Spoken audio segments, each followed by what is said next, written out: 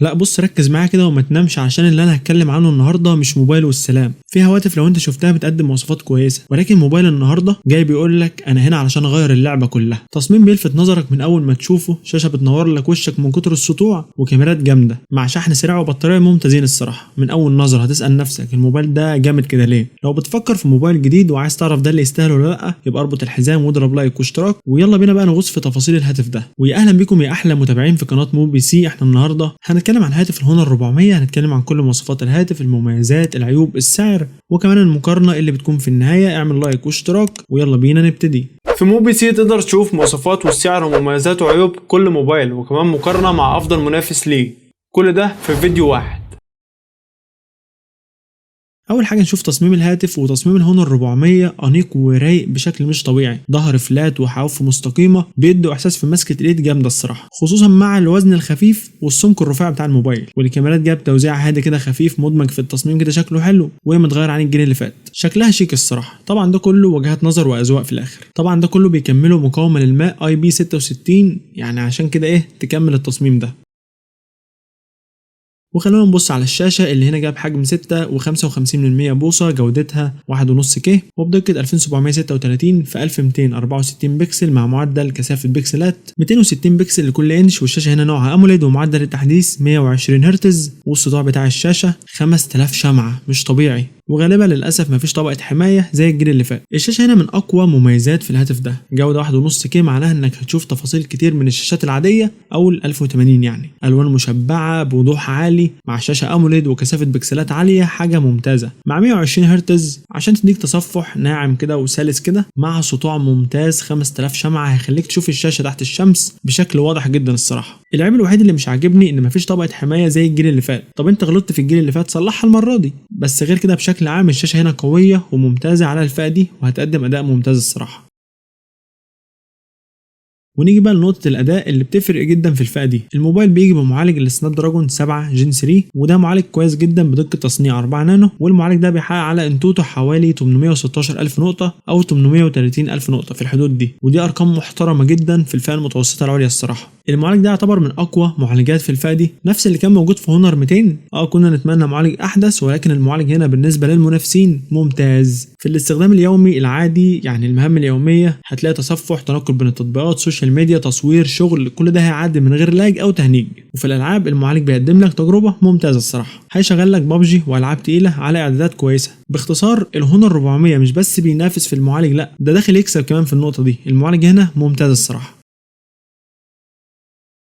الموبايل بيجي بنسختين، الاولى 256 جيجا مع 12 جيجا رام، والثانيه ال 512 جيجا مع 12 جيجا رام. والمساحات دي كويسه جدا، بس خد بالك مفيش مكان لكارت ميموري خارجي، فاختار من الاول النسخه اللي تناسبك.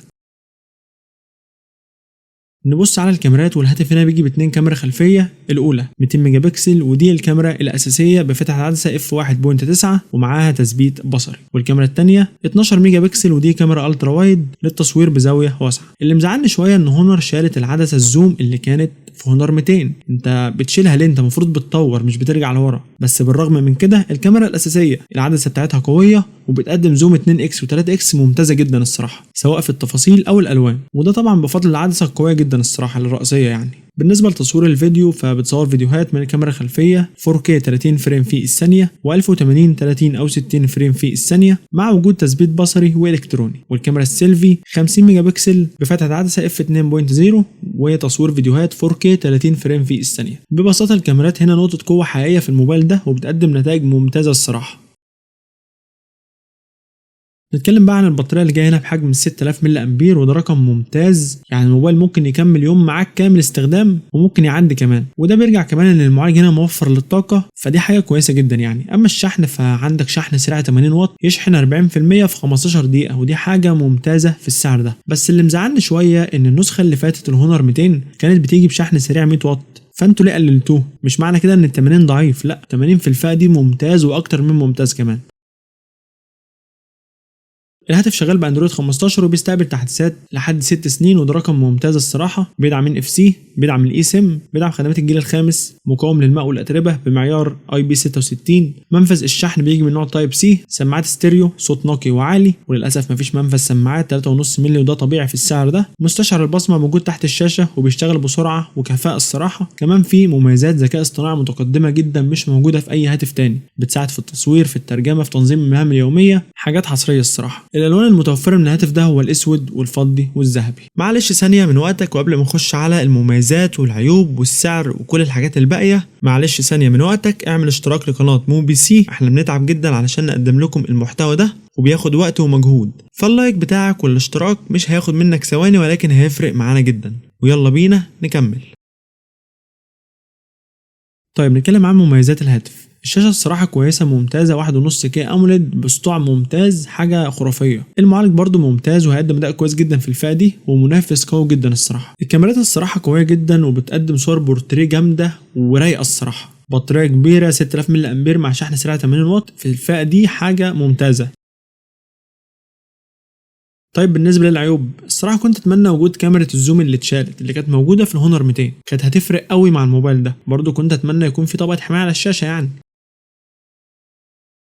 طيب خلونا دلوقتي بعد ما قلنا كل حاجه عن الهاتف نعرف السعر. الاسعار دي لنسخه ال 256 جيجا مع 12 جيجا رام. الهاتف نزل رسميا في الخارج بسعر $390. السعر الرسمي في مصر 21200 جنيه. السعر الرسمي في السعوديه 1500 ريال. طيب كده كويس قوي، بس لو الجهاز ده مش عاجبني، ايه بقى المنافس بتاعه في نفس سعره؟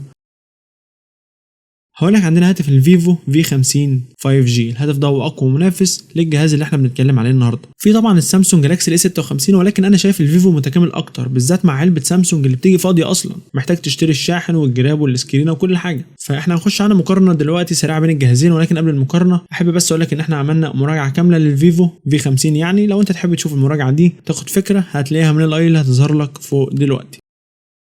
احنا اول حاجه هنقارن المعالجات، وهنا الاثنين بيجوا بنفس المعالج اللي هو سناب دراجون 7 جين 3، وهنا الاثنين زي بعض. الشاشتين جايين بشاشه اموليد 120 هرتز، ولكن هونر جوده 1.5K وفيفو جوده 1080، وهنا هونر تتفوق عشان الجوده اعلى، بس طبعا فيفو عليها طبقه حمايه. الاثنين جايين ببطاريه 6000 ملي امبير، وهونر بشحن سريع 80 واط وفيفو 90 واط، وهنا يعتبر الاثنين زي بعض مفيش فرق كبير. هونر جايب مقاومه للماء IP66 وفيفو IP68 وIP69، وهنا فيفو تتفوق بفرق كبير. تعالوا نشوف فرق السعر ما بين الجهازين، مع العلم ان سعر الجهازين اسعار رسميه. سعر هونر الرسمي نسخه 256 جيجا مع 12 جيجا رام 21200 جنيه، والنسخه الاعلى اللي هي 512 ب 23200 جنيه. وسعر فيفو الرسمي في مصر نسخه 256 جيجا مع 12 جيجا رام 24000 جنيه. في نهايه الفيديو انا تعبت جدا في الفيديو ده، اعمل لايك واشتراك، ومستني رايك في الهاتف ده تحت في التعليقات، تقول لي كده هل هو منافس قوي ولا في حاجات احسن منه. اعمل لايك واشتراك، واشوفكم في فيديوهات جايه.